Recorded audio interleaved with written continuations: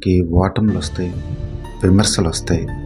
ఈ ఓటములు విమర్శలు వచ్చినప్పుడు మనము వాటి నుంచి ఏం నేర్చుకుంటున్నాము, వాటికి ఏ విధంగా రియాక్ట్ అవుతున్నాము అన్నదాన్ని బట్టే మనకి విజయమా లేదంటే మనము మన యొక్క వ్యక్తిత్వం కానీ నిరూపణ అవుతూ ఉంటుందన్నమాట. ఫర్ ఎగ్జాంపుల్, ఒక మట్టి ముద్దనో లేదంటే ఒక పేడ ముద్దనో తీసుకొని గోడకు బలంగా కొట్టామనుకో, అది ఎక్కడైతే కొట్టామో అక్కడే అలా అంటుకొని ఉండిపోతుంది. అలా కాకుండా ఒక బంతిని కొట్టామనుకో, ఎంత బలంగా కొడితే అంతే బలంగా వెనక్కి వస్తూ ఉంటుంది. అదేవిధంగా మన జీవితంలో కూడా ఏదైనా ఓటమి వచ్చినప్పుడు లేదంటే పలు విమర్శలు వచ్చినప్పుడు మనం ఈ మట్టి ముద్దలాగా ఆలోచిస్తున్నామా లేదంటే ఒక బంతిలాగా ఆలోచిస్తున్నామా? మట్టి ముద్దలాగా ఆలోచించినట్లయితే ఎక్కడ పడ్డామో ఇంకా అక్కడే ఉండిపోతాం.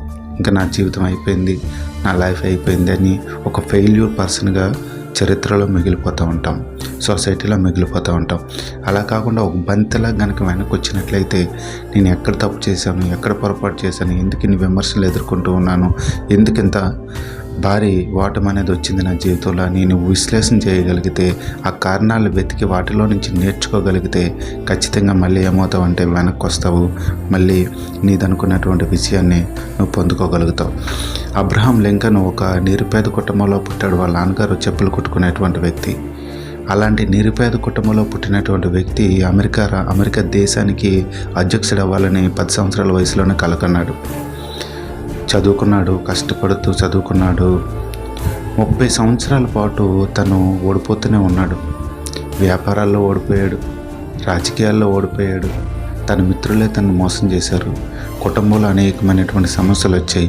30 సంవత్సరాల పాటు పోరాడుతూ ఓడిపోతూ 30 ఏళ్ళ తర్వాత అమెరికా దేశానికి ఆయన అనుకునేటువంటి అధ్యక్షుడు అవుతాడు. 16వ అధ్యక్షుడు అవుతాడు అమెరికా దేశానికి. ఇలా అధ్యక్షుడు అయిన తర్వాత ఆయన ఆ దేశంలో ఉండేటువంటి సుసంపన్నులు ఎవరైతే బాగా డబ్బున్న వాళ్ళు ఉన్నారో వాళ్ళందరినీ పిలిచి ఒక మీటింగు ఏర్పాటు చేసి ఆయన ప్రసంగం ఆరంభించినప్పుడు అందులో ఉన్నటువంటి ఒక బాగా డబ్బున్న వ్యక్తి లేచి తన యొక్క వేసుకున్నటువంటి ఆ షూని తీసి గాల్లో ఇలా ఊపుతూ, ఇదిగో అబ్రహాం లింకన్, నువ్వు ఈ రోజున నీ యొక్క అదృష్టం బాగుండి ఈ దేశానికి నువ్వు అధ్యక్షుడు అయ్యావు, కానీ నువ్వు ఎక్కడి నుంచి వచ్చావు? ఇదిగో ఈ యొక్క బూట్లు కుట్టుకునేటువంటి ఒక వ్యక్తి కొడుకు నువ్వు.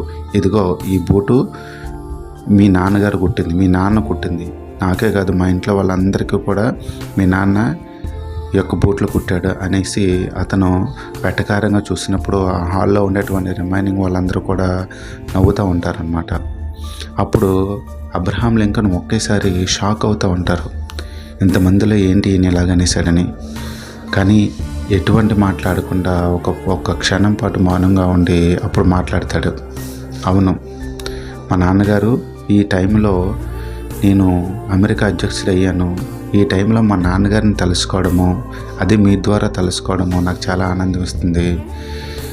మా నాన్న ఒక బూట్లు కుట్టేటువంటి ఒక వ్యక్తే. మా నాన్న బూట్లు బాగా కుడతాడు. మా నాన్నలాగా నేను కుట్టకపోవచ్చు. ఒకవేళ మా నాన్న కుట్టినటువంటి బూట్లు కనుక మీకు సరిపోకపోతే, ఒకవేళ ఏమైనా లూజ్ అయితే ఆ బూట్లు నేను సరిచేస్తాను, నేను సరిచేసి మీకు ఇస్తాను. అలాంటి గొప్ప వ్యక్తి కొడుకునయ్యి ఈ రోజున మీ అందరి ముందు నేను ఈ అమెరికా అధ్యక్షుని అయినందుకు నేను గర్వపడుతూ ఉన్నాను. ఈ రోజున మీ అందరి సమక్షంలో మా నాన్నని తలుచుకోవడం నాకు ఇంకా ఆనందం వేస్తుందని చెప్పినప్పుడు అక్కడ ఉన్న వాళ్ళందరూ కూడా తలదించుకుంటారు, కరతాళధ్వనులు చేస్తారు. ఆయన యొక్క వ్యక్తిత్వానికి మనము తీసుకునే విధానాన్ని బట్టి ఉంటుంది. ఒక విమర్శ మనకు వచ్చినప్పుడు కొంతమంది కావాలని విమర్శలు చేస్తూ ఉంటారు, కావాలని విమర్శలు చేసేవాళ్ళు ఉంటారు, సద్విమర్శలు చేసేవాళ్ళు ఉంటారు.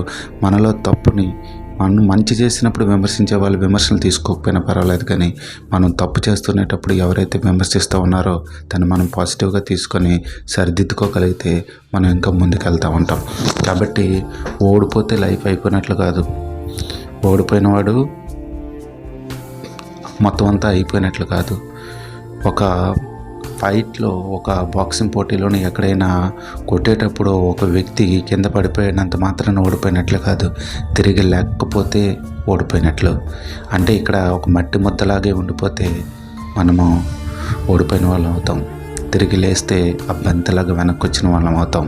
ఖచ్చితంగా వాటి నుంచి నేర్చుకోగలిగితే భవిష్యత్తులోనైనా మంచి విజయాలు సాధించగలుగుతాం. కాబట్టి మనం ఓడిపోయామని నిరుత్సాహం చెందవసరం లేదు. మనల్ని విమర్శిస్తున్నారని బాధపడాల్సిన అవసరం లేదు. ప్రతి విషయంలో నుంచి నేర్చుకొని ముందుకెళ్ళగలిగినప్పుడు మంచి భవిష్యత్తు అనేది ఉంటుంది. Thank you.